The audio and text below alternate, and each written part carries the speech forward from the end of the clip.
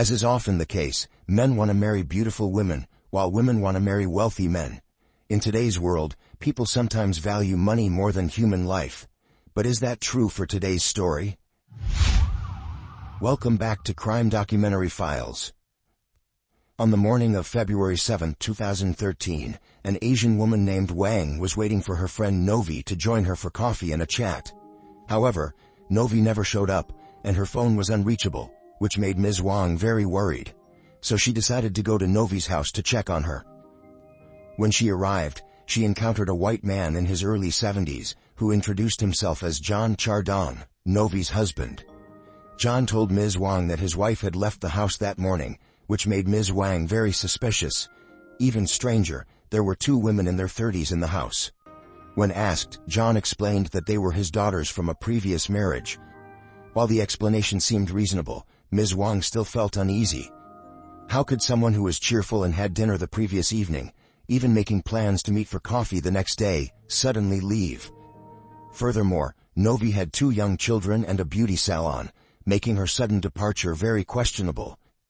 Thinking quickly, Ms. Wang made up an excuse to enter the house and take a look around. Having visited several times before, she was familiar with the layout of her friend's home. She noticed that the carpet in John and his wife's bedroom was strangely wet, and a long rug was missing. John explained that he had just used a carpet cleaner that morning, which accounted for what Ms. Wang observed. However, she still felt uneasy. So, she decided to call the police. When the police arrived, they only found John. His 2 daughters had already left.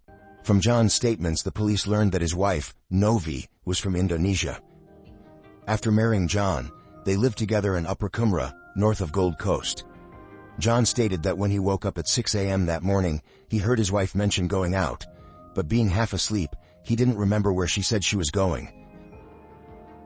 John recounted that during their conversation earlier that day, Novi seemed very out of control. He even hinted that she might have sold her jewelry worth 70,000 AUD to get some cash. He recalled in frustration, she should hurry up and bring her foolish head home rather than wandering the streets. But he also said that he was very worried about his wife's safety. When asked by the police if he had done anything harmful to his wife, John emphasized that he was a philanthropist who had helped many poor families in the Philippines. He firmly stated that he had no idea where his wife had gone, did not know what had happened to her, and had never done anything to harm her. However, the next day, John took his and Novi's 2 children, aged 7 and 9, and flew to Indonesia. When contacted by the police, John said he had to travel for work, and that his plane tickets had been booked in advance and he wouldn't be back for 2 weeks. With his wife missing and the police investigating, his decision to travel for business only increased their suspicions about him. However, the police had no grounds to arrest him since they were still unsure whether the missing person was alive or dead. Therefore, the most critical task at that moment was to find Novi. The police reviewed surveillance footage from the surrounding area multiple times. They noted that the night before Novi's disappearance, a camera at a gas station captured her on video. She was driving a dark blue Volvo. Around 11 p.m., neighbors still saw her at her home. From that point until the following morning, no one saw her again. Novi seemed to have vanished without a trace. Consequently, the police sealed off the house as a crime scene and conducted a thorough search of the entire property. They discovered a urine stain on the bedroom carpet, which was identified as Novi's. Other than that, there were no useful clues. There was no blood, no signs of a crime. Everything in the house was remarkably clean. 4 days later, on the afternoon of February 11th, investigators found Novi's car in the parking lot of a long-distance bus station. However, the station's surveillance cameras did not capture any footage of Novi. Her social media accounts had not been updated, and there had been no transactions on her bank cards. Thus, the police speculated that there was a possibility Novi had been murdered. Currently, the primary suspect remains her husband, John. Therefore, the police began examining the marital relationship between John and the victim to identify any potential motives for the crime. John Chardon owned 2 factories near the Gold Coast that produced industrial lubricants, along with an investment project in mining, and a company he founded with his first wife in 1986, in which he held a 50% stake. John's total assets were estimated to be around 7 million AUD. Before marrying Novi, John had been divorced 5 times. In 2000, John met Novi in Indonesia. Born in 1975, Novi was 32 years younger than John. She lived on the island of Java, Indonesia, and had never left the country, although she had always dreamed of seeing the world. When they met, John was 57 years old and Novi was 25. At that time, John's assets were valued at 2.2 million AUD, a sum that Novi could never have imagined. John was very fond of Novi, a young and beautiful woman. He began pursuing her passionately. Novi looked at John with admiration, and after less than a month of dating, they registered their marriage. Although she was John's 6th wife, Novi didn't mind and even believed she had found true love. After getting married, Novi moved with John to Queensland, where they began a very sweet and happy married life. Novi gave birth to 2 children, turning their world into a happy family of 4. Despite settling in Australia, Novi frequently returned to Indonesia to spend time with her family and friends. To her relatives and friends, she embodied the ideal of a wealthy wife, admired by everyone. However, by 2009, conflicts began to emerge between the couple. John started to show signs of being an abusive husband. He frequently beat Novi and even had a mistress from the Philippines. Novi later discovered that John often visited illicit entertainment venues whenever he traveled to the U.S. These issues led to frequent arguments between them. After numerous fights, their feelings for each other were no longer the same. To fill the void of loneliness, Novi also found herself a boyfriend. Both understood that their marriage was no longer faithful, but for the sake of their 2 children, they continued to live under the same roof. About a year before Novi's disappearance, the couple began living separately, but still shared the same house. Following their marital crisis, Novi started to become more independent. She opened a beauty salon in Australia, establishing her own business. This allowed her to support herself despite their separation. Just over 2 months before the incident, during Christmas 2012, John and Novi had a heated argument. Novi felt she could no longer endure such a life, but feared that John would take their 2 children away. According to the investigation, Novi sought advice from a lawyer. The lawyer informed her that Australian law strongly protects the rights of children and women. In the event of a divorce, the wife is entitled to half of the assets. This advice strengthened Novi's resolve to get a divorce, and she finally decided to propose it to John. The day before Novi disappeared, John had just received a letter from Novi's lawyer.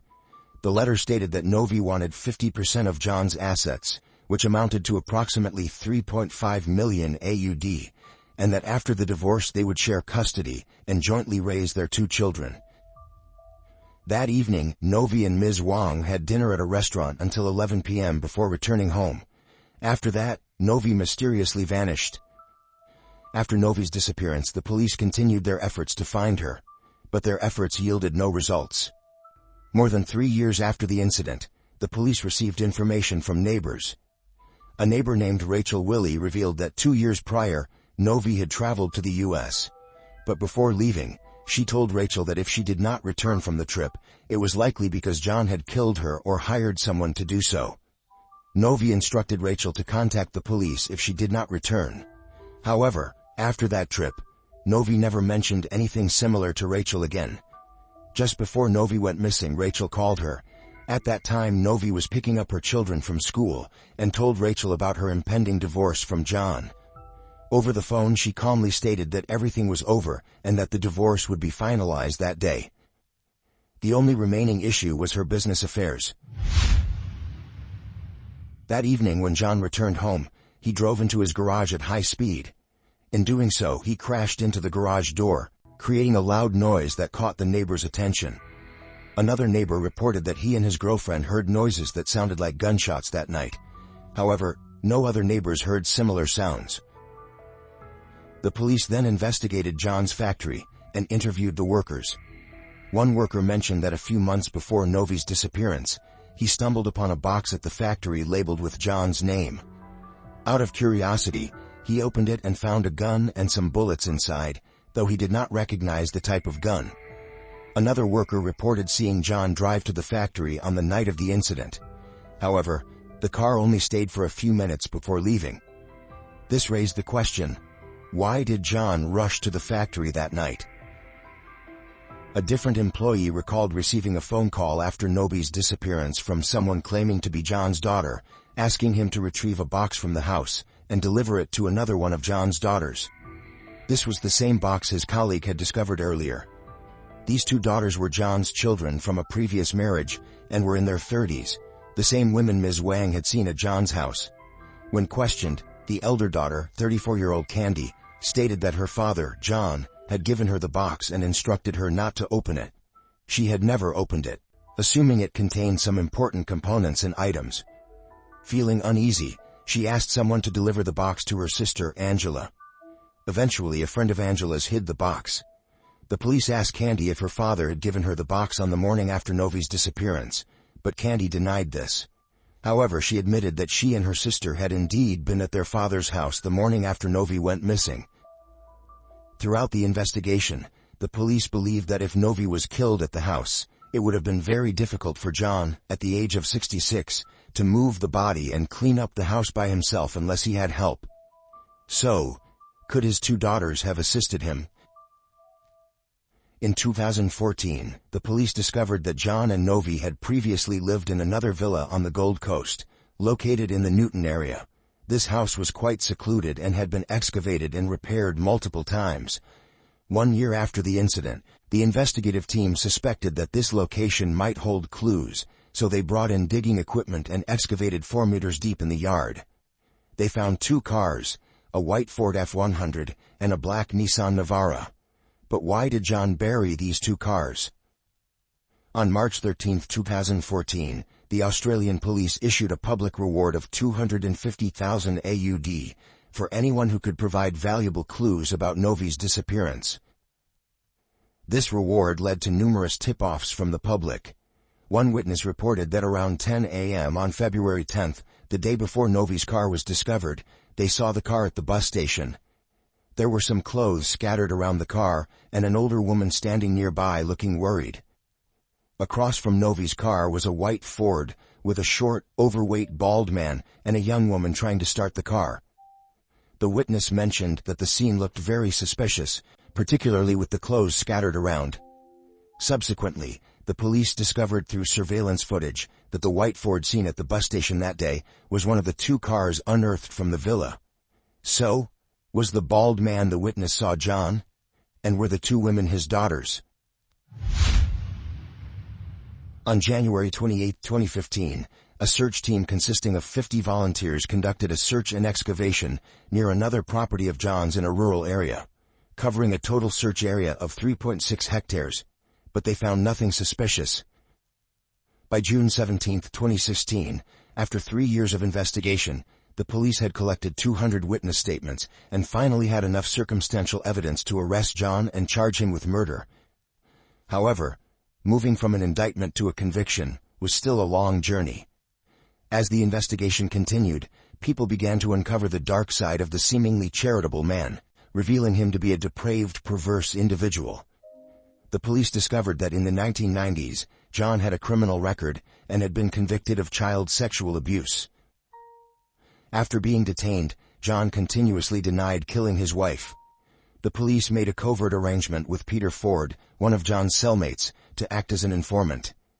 A seasoned con artist and money launderer with over 15 years of experience, Peter agreed to obtain a confession from John in exchange for a reduced sentence. Peter testified in court that on the night of March 31, 2015, John had a mental breakdown in his cell and confessed to him about killing Novi. John said he used the weapon in the mysterious box to kill Novi and dismembered her body. After 8 p.m., he took Novi's body to Southport, Queensland, and dumped her into the sea to avoid detection by fishermen. John even tied weights to Novi's body and punctured her stomach, so that the gases wouldn't cause her body to float. He did this because he didn't want Novi to receive half of his assets. John also used ammonia to thoroughly clean the room and carpet, to ensure no DNA or forensic evidence was left behind. However, John's lawyer argued that Peter's testimony in court did not match the initial case records, suggesting that he might have lied. Although Peter adamantly denied this, his solitary testimony was indeed insufficient to completely convince the jury. Was there more to this case than met the eye? Just when it seemed the case had hit a dead end, a man from the Philippines agreed to testify. This man, named Maso, stated that he and John met on a dating app and had been lovers since 1998. John began sponsoring poor families in the Philippines, including funding some impoverished students to attend university.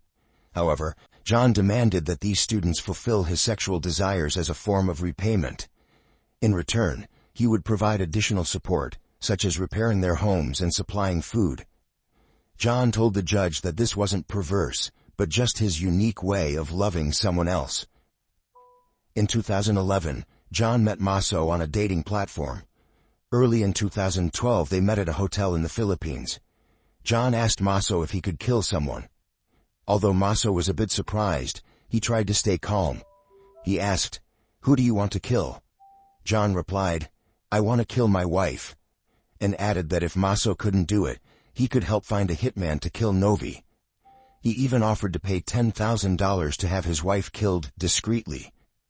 Maso then told John he would find a way to hire a hitman, but in reality, Maso didn't know anyone and had no idea where to start. John seemed to believe him and urged Maso to act quickly when Novi went to Thailand for cosmetic surgery. In an email, John described his wife as despicable, cold, selfish, and greedy. He claimed she neglected their children and was having an affair. If they divorced, John couldn't bear to see his wife and her boyfriend become wealthy, and most of all, he didn't want to share his assets. In April 2012, John transferred $2,500 to Maso. Maso replied that they just needed to wait until John was present, and then they could proceed. At this point, John was convinced that Maso was working for him and had found a hitman, but in reality, Maso was just looking to extort money from him. After discovering Maso's extortion attempt, John still transferred an additional $20,000. By July 2012, John sent an email stating that due to personal reasons, he could no longer send money abroad. After that, their transactions ceased.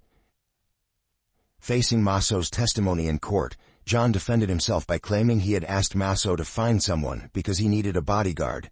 He argued that he often visited places like Mindanao, which had many white gangs, and he didn't dare go without protection. As for purchasing weapons, he claimed it was solely for self-defense. Ultimately, after hearing testimony from over 70 witnesses, the jury concluded that before her disappearance, Novi had been threatened by her husband and possibly subjected to emotional and psychological abuse in the relationship. The prosecutor argued that on the night of Novi's disappearance, a fatal act occurred in the bedroom, carried out in silence, so as not to alarm the two young children. However, due to the lack of direct evidence of the murder on September 9, 2019, the Queensland Supreme Court could only convict John of manslaughter and sentenced him to 15 years in prison. However, he only served 1 year before dying of heart disease. At that time, John was 73 years old, and Novi, if still alive, would have been 35. Dear viewers, some believe that marrying a wealthy husband is a great fortune, but fate often finds ways to challenge us. Like Novi in this story, who, in her haste, ended up choosing the wrong husband, leading to a tragically grim fate. And John, who was always trying to hold on to his wealth, ultimately couldn't keep it. Indeed, greed is the most terrifying thing that can destroy a person. That concludes today's episode of Crime Documentary Files. What have you taken away from this video? Don't forget to share your thoughts with us in the comments below. Goodbye, and see you next time.